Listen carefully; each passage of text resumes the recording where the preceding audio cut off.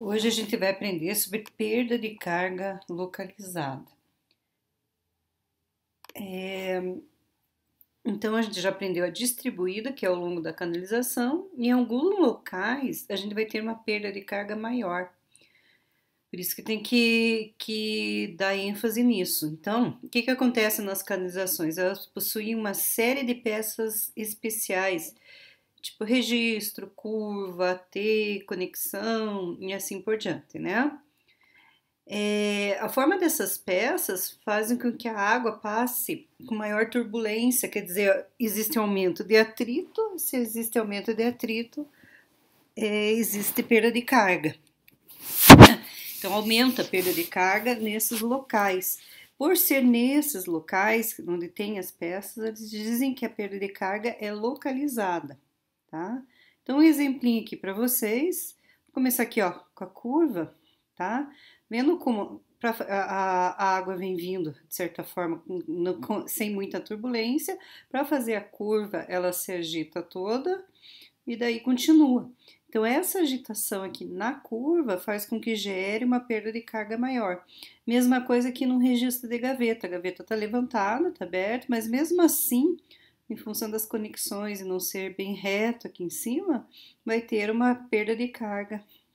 Imagine um registro, então, que não está aberto inteiro. Ele está aqui pela metade, a turbulência que não gera, certo? Tá? E até na saída de uma canalização, saindo aqui pro ar, também existe uma certa turbulência diferencial que vai ter uma perda de atrito maior. Aqui é uma ampliação, que também a água vai ter uma turbulência maior e uma perda de carga mais localizada neste ponto. Então, na prática, por exemplo, se eu tiver um reservatório, né?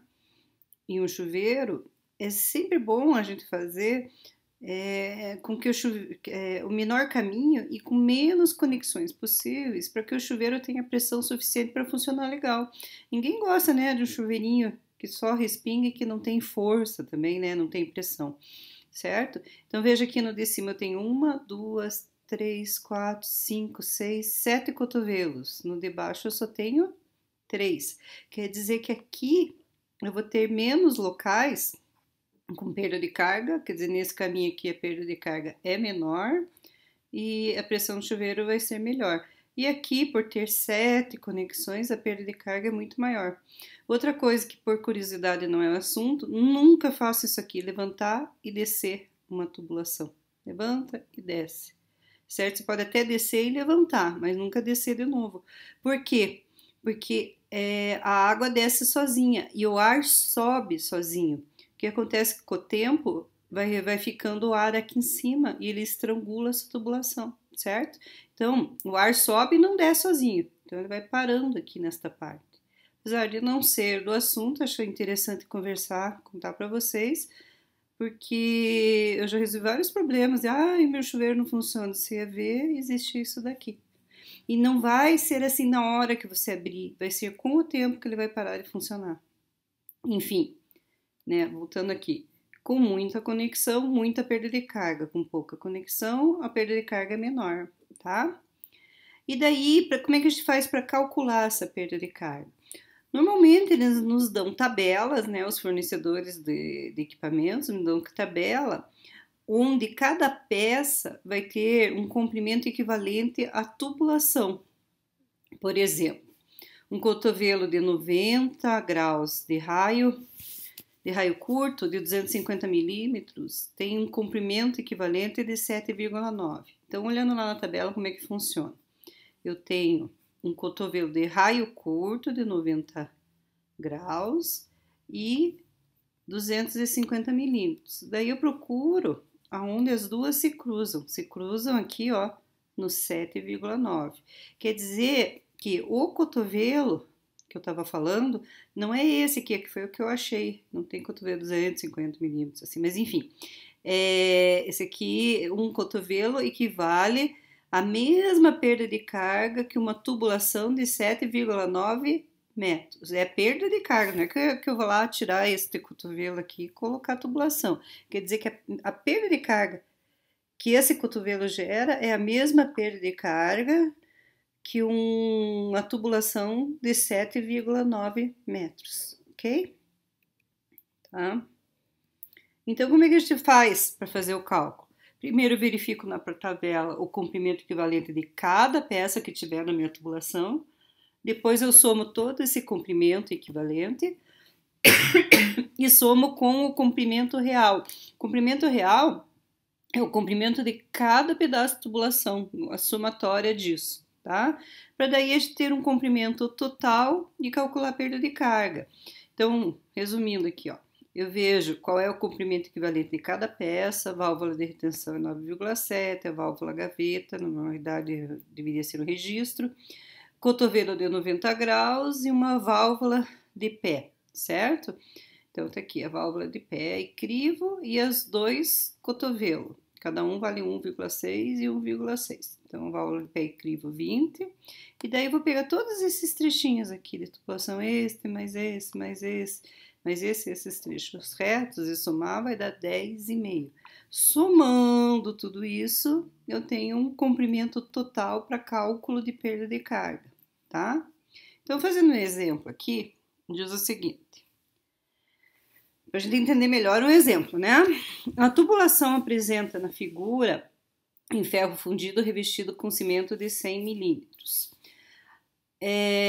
Apresenta vazão igual a 1.000 litros por minuto. Determina a perda de carga do ponto A até o ponto B, sabendo-se que a tubulação está em nível. Então, o que eu já tenho? Que a vazão é 1.000 litros por minuto, eu divido daí por 1.000 para metro cúbico e por 60 para minutos e segundo. Isso aqui dá 0,0167. Então, transformei para metro cúbico por segundo. Mesma coisa o diâmetro, eu não escrevi aqui, mas é 100 milímetros, que é igual a 0,1 metro, né? 100 milímetros daqui de cima, tá? O C de ferro fundido revestido com cimento, você olha lá nas tabelas da aula anterior, dá 130. E daí eu calculo o J com a fórmula do próprio Hans Willis, né? Que é essa daqui, substituindo então. Aqui era a vazão, deu 0,0167, o C 130 e o diâmetro. Isso deu 0,049 metros por metro.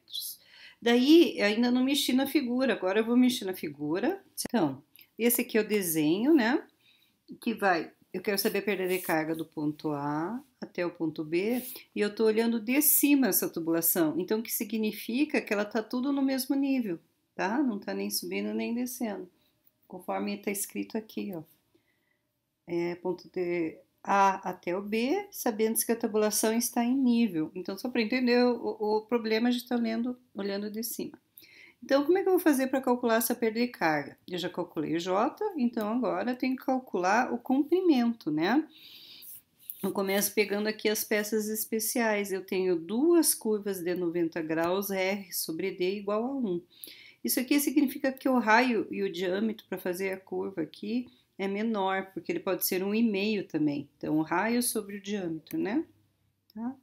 Então, eu descobri aqui que são duas curvas de R sobre D igual a 1, eu vou na tabela e acho o 1,6. Tá aqui, ó, tá? Então, 100 milímetros, curva de 90 graus, R sobre D igual a 1, porque tem essa aqui, ó, R sobre D igual a 1,5. Então, eu continuo ali, deu o 1,6, ok? Então, voltando lá para o nosso exercício, o que mais que eu tenho? Eu tenho esse registro de gaveta. Também vou lá na tabela e vejo o registro de gaveta, vai dar 0,7. Daí eu faço essa conta aqui, não tenho mais nenhuma peça, né? São só essas três. Somo tudo, o comprimento equivalente deu 3,9, né?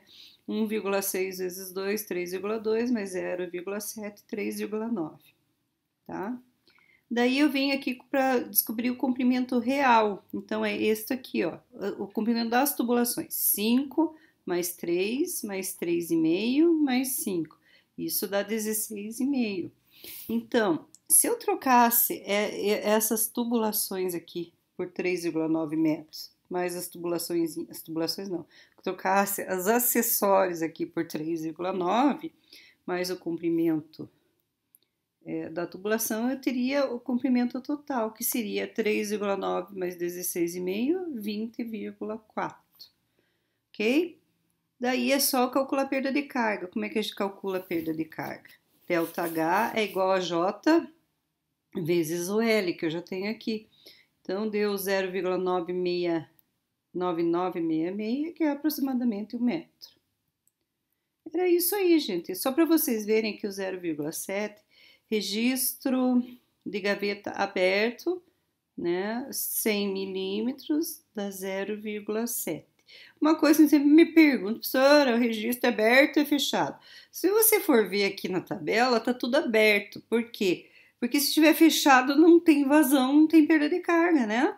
Tá? Então é meio óbvio, mas para quem nunca soube disso, fica mais difícil de entender, ok? É isso aí, gente. Eu vou colocar alguns exercícios para vocês fazerem.